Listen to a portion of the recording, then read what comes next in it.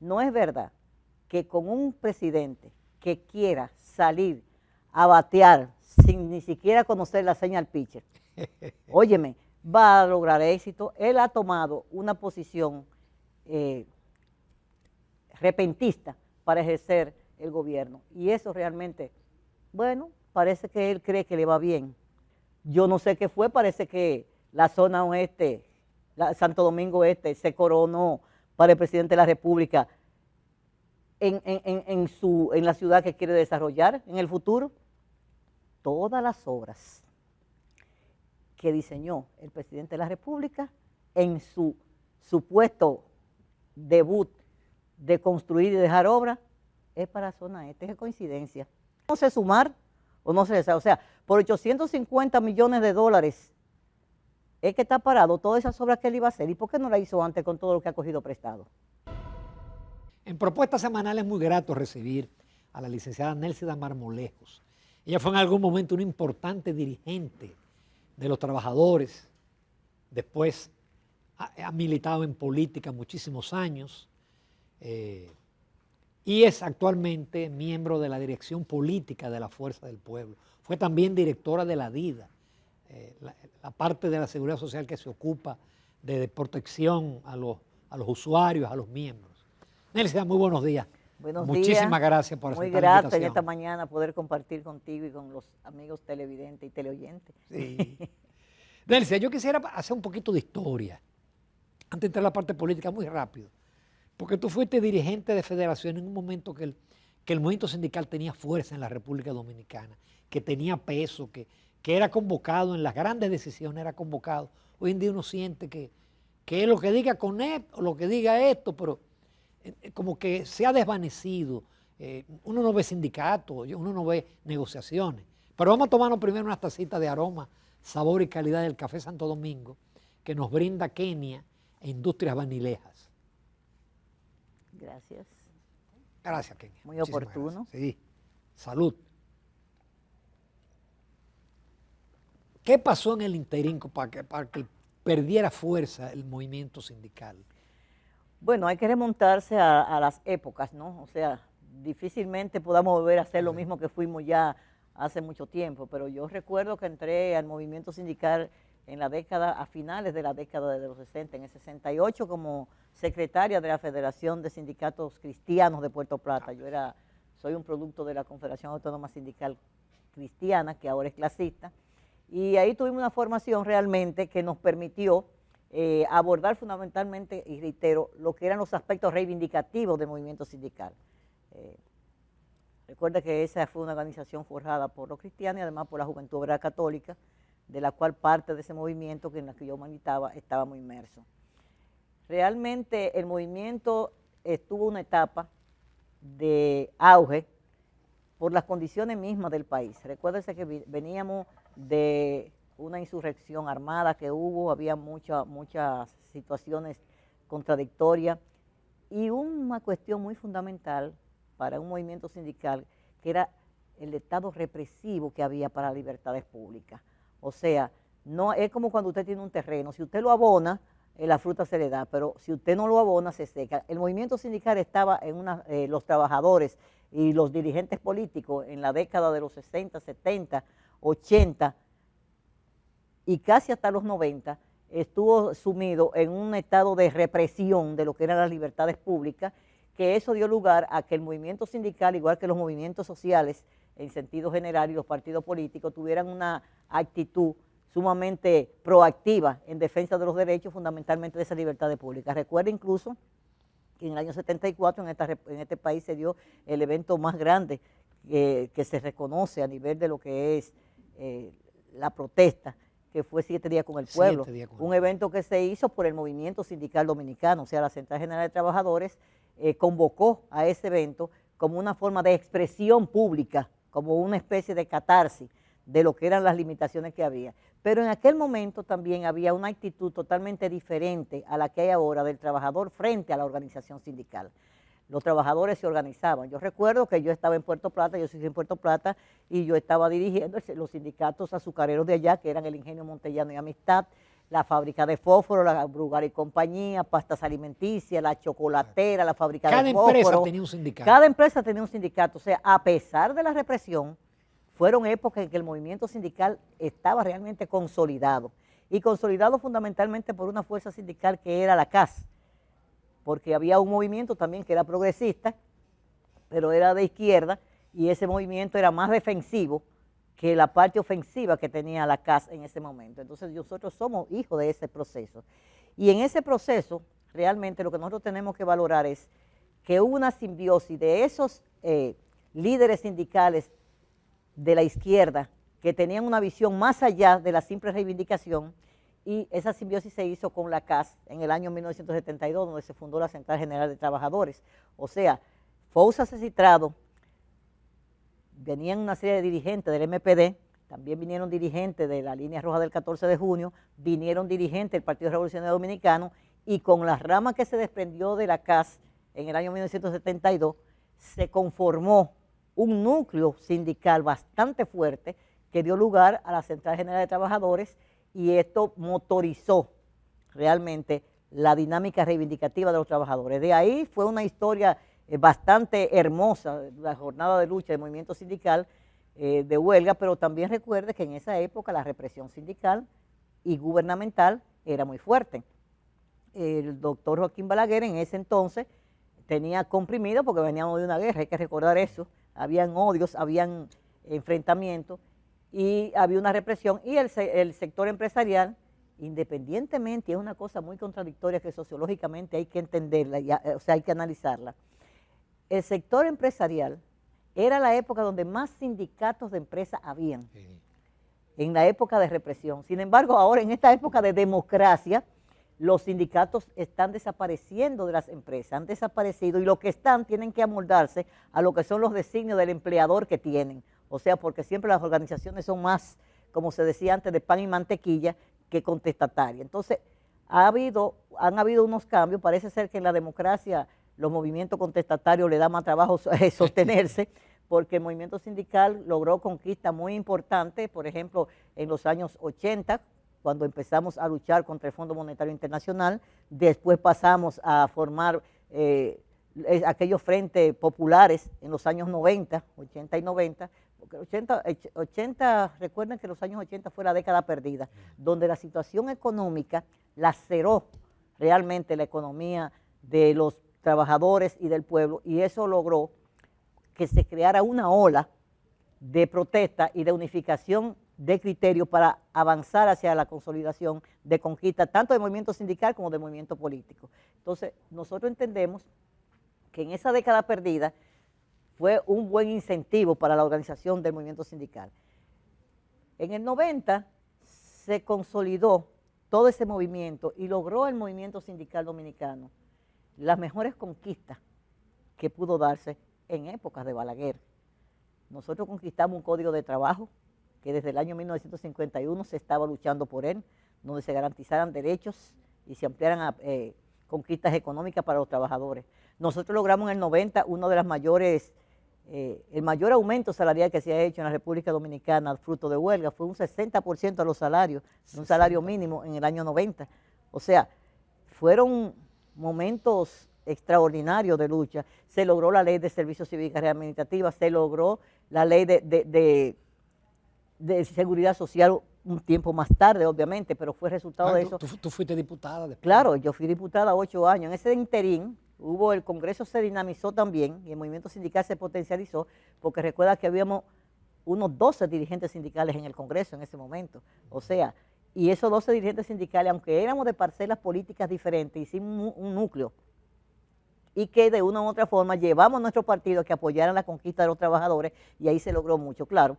Después de ahí, usted recuerda mi salida del PLD en aquel momento, cuando se aprobó el Código de Trabajo, cuando me expulsaron del PLD, y en segundo lugar, que ya después de ahí yo no he visto dirigentes sindicales en la matrícula de diputados de ninguno de los partidos. Lo que hay es rifero, o sea, extirparon la especie de la clase trabajadora de lo que era la matrícula congresional. Usted no lo encuentra, y si lo encuentra ya están domesticados.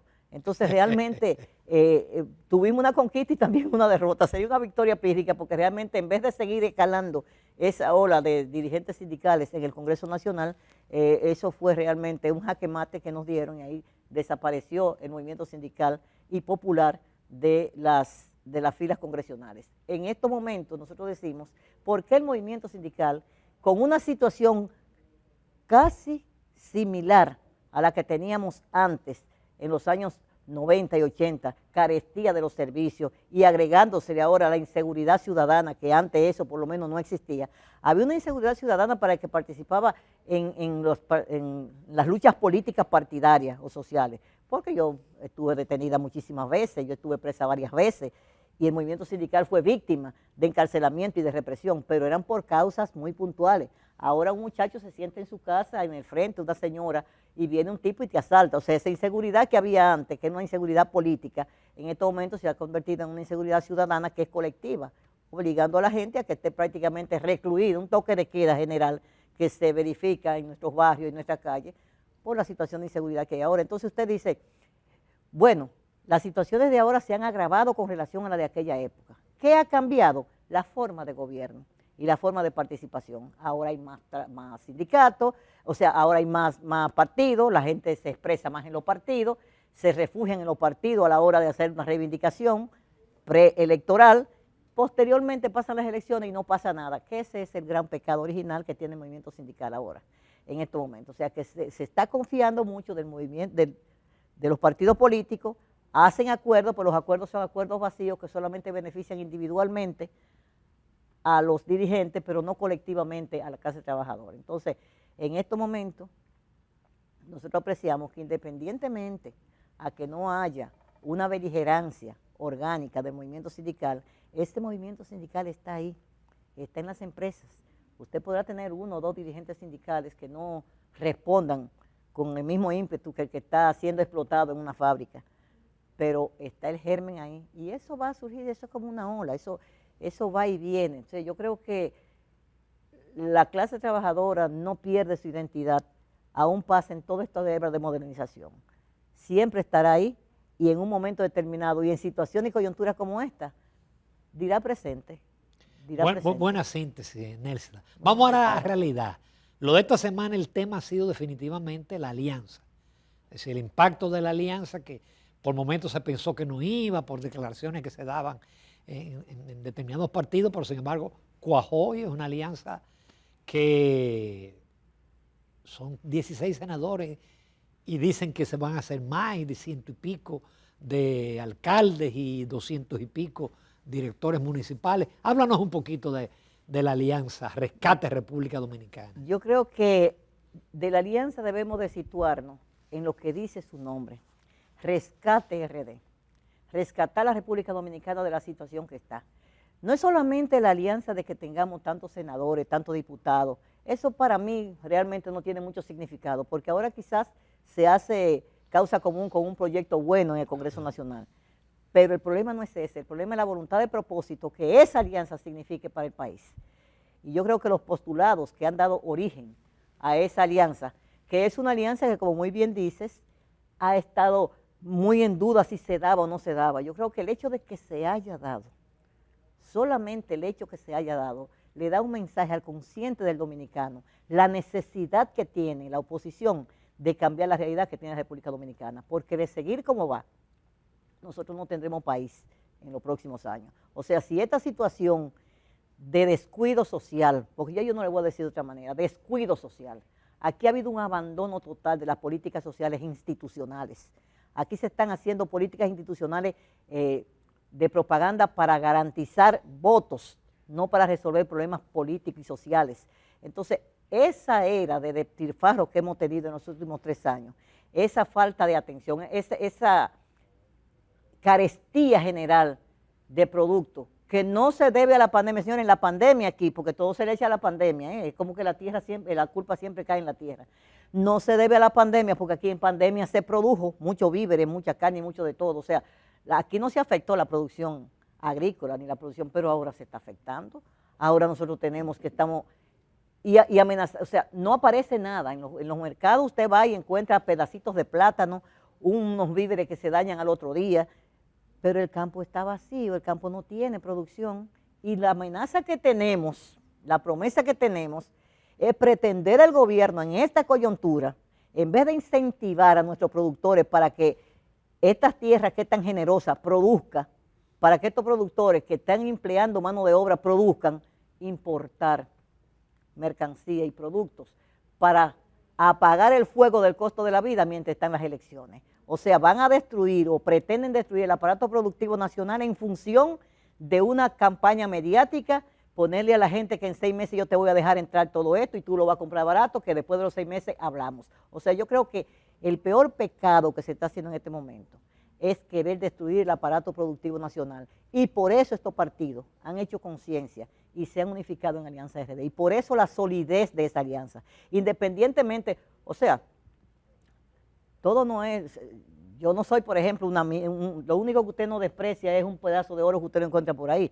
Al oro nadie lo desprecia y nadie es un pedazo de oro. La alianza no es un tesoro que todo el mundo tiene que abrazarlo. Ahora, lo que yo le digo a usted, que todos los militantes, todos los dirigentes de los diferentes partidos estamos convencidos que esa alianza Rescate RD tiene que trascender lo meramente de posición a que el país empiece a hacer y a pensar colectivamente en una propuesta de nación que cambie la realidad social, económica y política que hay en este momento en la República Dominicana, que cambie el canibalismo sindical, político que hay en la República Dominicana para que las fuerzas sociales se expresen de manera real. O sea, yo creo que esa alianza es el futuro de la República Dominicana y la magnitud que ella ha tenido dice realmente que la República Dominicana a partir de febrero y de mayo va a tener una situación totalmente diferente, porque independientemente de los deseos individuales que pueda tener cualquiera de los grupos que estamos participando en esa alianza, hay una realidad, va a haber una pluralidad, o sea, se va a acabar el sello gomígrafo en un congreso, que nada más yo mando del Congreso, del Palacio lo mando al Poder Ejecutivo, al Congreso Nacional e inmediatamente pongo un sello y pasa cualquier ley, aunque vaya en desmedro de la sociedad dominicana. Un congreso como el que va a haber aquí a partir de mayo del 24 va a garantizarle a esta población la pluralidad, va a garantizarle que nadie podrá tener un control absoluto de un congreso, ni el presidente que gane, sea el mío u otro, eso va a pararse, porque esa voluntad de propósito va a diversificar la fuerza política en un congreso que necesita más democracia y que necesita más participación de todos los sectores que van a estar ahí participando. Doña Nelsia sigue siendo un pico de oro. Con su permiso y los amables televidentes, nos vamos a una breve pausa comercial. Todavía nos quedan muchos temas de interés con la licenciada Nelsia del Marmolejo, quien es miembro de la dirección política de la Fuerza del Pueblo. Continuamos con la licenciada Nelsia del Marmolejo. Como dije, fue dirigente de los trabajadores, fue diputada en 2 ocasiones, fue directora de la DIDA, que en ese momento de verdad defendía los intereses de los afiliados a la Seguridad Social, y ahora es miembro de la dirección política de la Fuerza del Pueblo.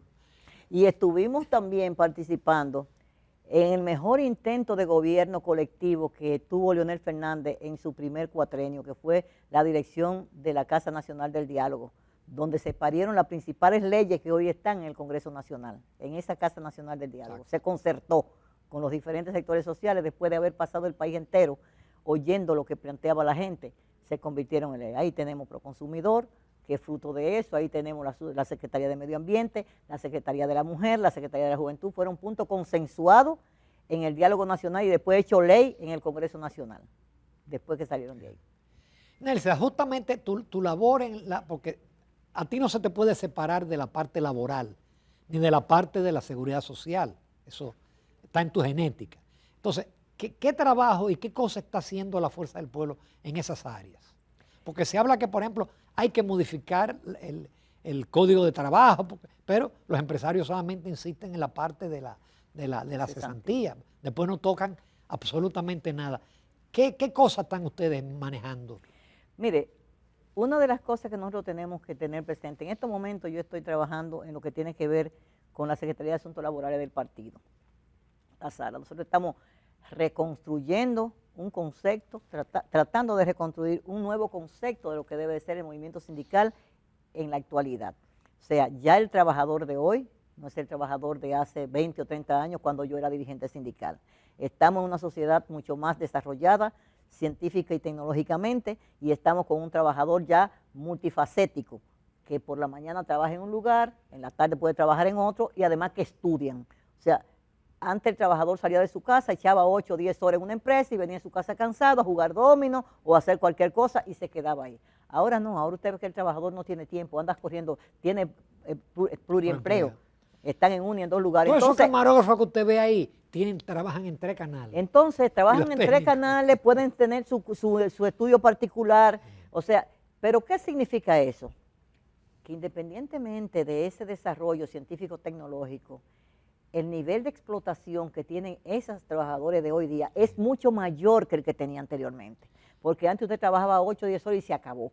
Pero ahora usted es esclavo del teléfono, usted es esclavo del celular, usted está trabajando a larga distancia, usted lo llaman a cualquier hora. O sea, es como aquella emisora que teníamos antes de Radio Guarachito. Usted no tiene momentos para hacer pasado su anuncio, usted no tiene momentos para que la empresa lo llame, diga, mire, tal cosa. Entonces, ese trabajador no se le ha reconocido la cantidad. Y ha aumentado su productividad. No, ha triplicado su productividad, pero sus remuneraciones están cada día más desprotegidas. Por ejemplo, un trabajador que se alaba tanto el cuentapropista, ese es un trabajador totalmente desprotegido. Nosotros tenemos, por ejemplo, en call center, nosotros tenemos una matrícula extraordinaria de trabajadores de call center, muchachos jóvenes, bilingües. Le pagan bien, supuestamente, pero óigame, esos muchachos no tienen protección. Hay una serie de reivindicaciones que tienen los trabajadores aquí, porque están tipificados como zona franca, participación en beneficio no hay unas prestaciones como se hace en otro lugar. O sea, tienen una serie de vacíos que son muy buenos, son muy productivos, rinden mucho, tienen empleo, pero la ley tiene que protegerlos. Entonces, tenemos que tomar en cuenta que la reorganización del movimiento sindical tiene que partir de tomar en cuenta esa nueva realidad social que tiene el sector productivo para enrumbar a un dirigente sindical que sea más capaz, que sea más analítico, que tenga más formación desde el punto de vista global y pueda entender lo que deben de ser sus reivindicaciones, que ya no es solamente un aumento de salario, señores, es que ya tenemos que pasar a la protección social global en el movimiento para los trabajadores. Tenemos que pensar que el trabajador estudia, que el trabajador se enferma, que el trabajador se transporta. O sea, todo ese tipo de cosas tiene que ser un desarrollo integral por la cual tiene que luchar un movimiento sindical, porque ya no es solamente una fábrica con una máquina pesada, no.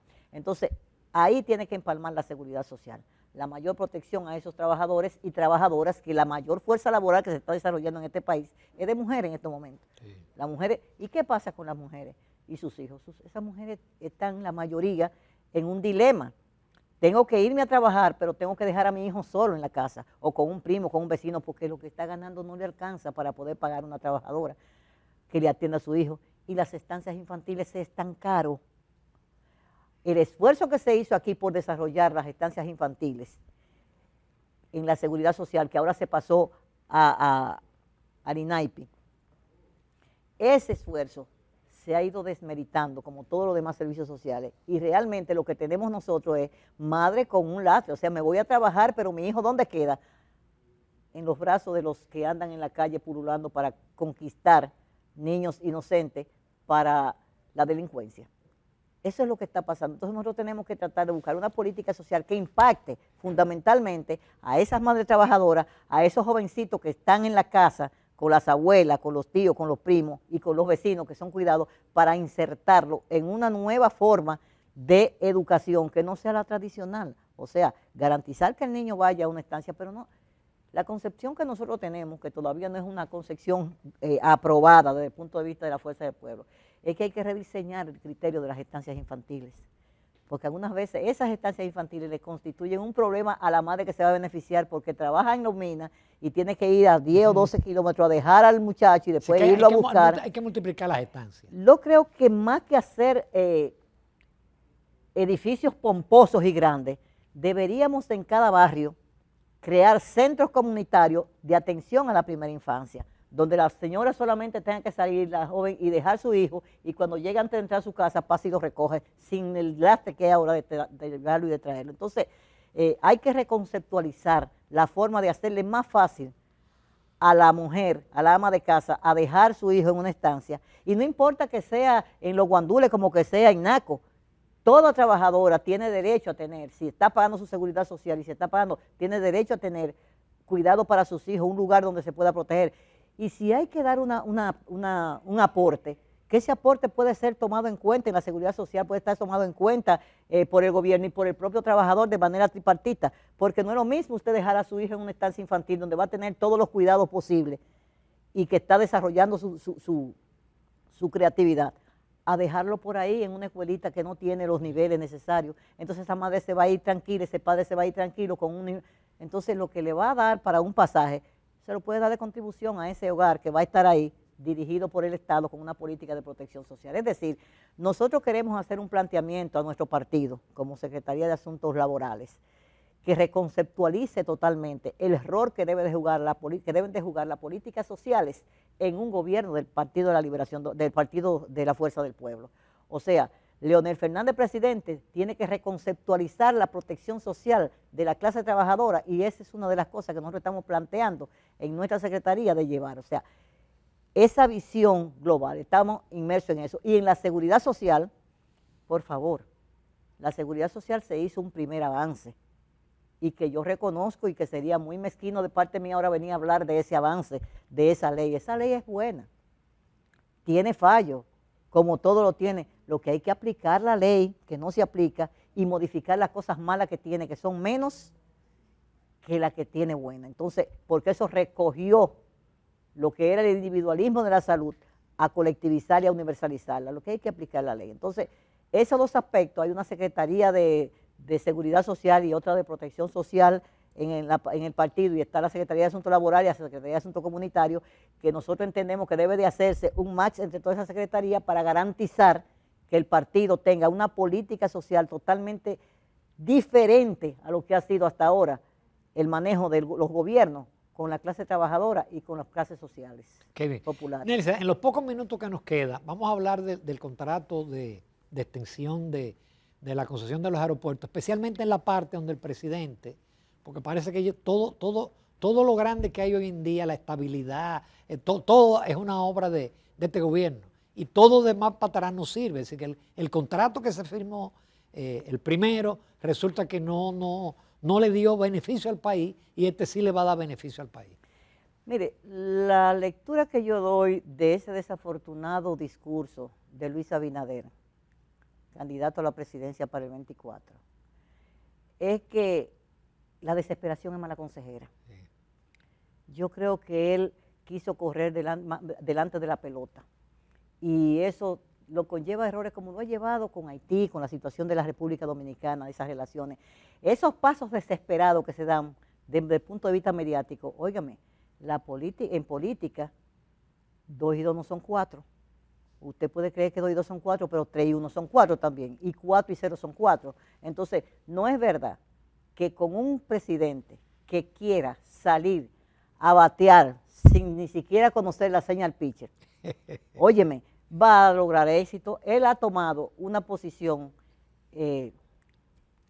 repentista para ejercer el gobierno, y eso realmente, bueno, parece que él cree que le va bien.